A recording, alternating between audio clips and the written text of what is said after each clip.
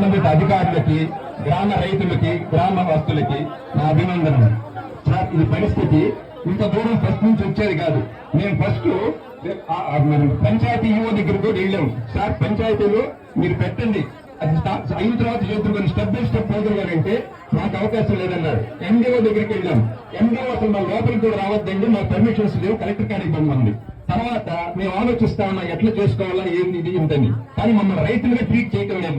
మీరు ఎంతసేపటికి రైతులుగా ట్రీట్ చేసేప్పుడైతే ఒక్కటి నిన్న శిల్పా మేడం ఉంది కదా, ఆ విఆర్ఓనే కదా, విలేజ్ రెవెన్యూ ఆఫీసరే కదా.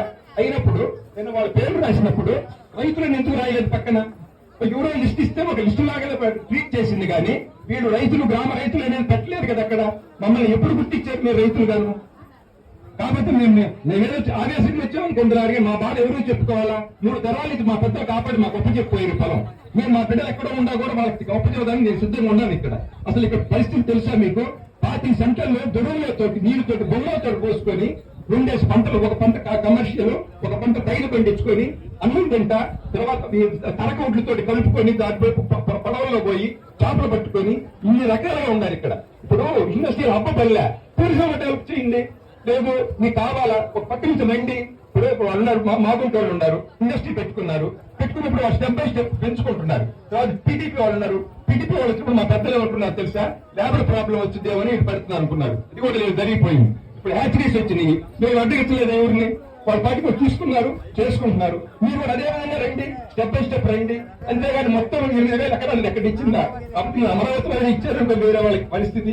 ఇక్కడ 8,000 ఎకరాలు తీసుకుని ఊరు ఏం చేయాలి పరిస్థితి చెప్పండి.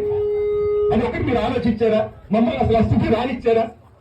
ఇప్పుడు మీరు రైతులు తెలియదు. ఆ బీఆర్ఓకి వాళ్ళ పేరు ఏం రాయాలా? రైతులు ఏం రాయాలా? వాళ్ళ ముద్దాయిలు ఏం శిక్షించాలా? అంటే మాట్లాడేవారు మమ్మల్ని ఇచ్చేసి భయపెట్టాలి కదా. మేము భయపడటానికి కాదు, మేము ఎంతవరకంటే మా బాధని తెలియపరుచుకుంటాం. కాకపోతే రకరకాల మనుషులు ఉంటారు, ఆవేశంలో ఉండేవాళ్ళు ఉంటారు, రకరకాలు ఉంటారు. వాళ్ళ బాధ వేరే విధంగా అర్థం చేసుకుంటారు. మీరు అర్థం చేసుకొని దీన్ని అధికారులు చెప్పి ఒక్కసారి మటు పొద్దు దీనికి రకరకాల ఇండస్ట్రీ వెళ్ళలేదు. మరి టూరిజం డెవలప్ చేయొచ్చు. టూరిజం ఆల్రెడీ వాళ్ళు 12 సూట్లు కట్టున్నారు పీటీపీ వాళ్ళు. ఇప్పుడు అట్లాంటి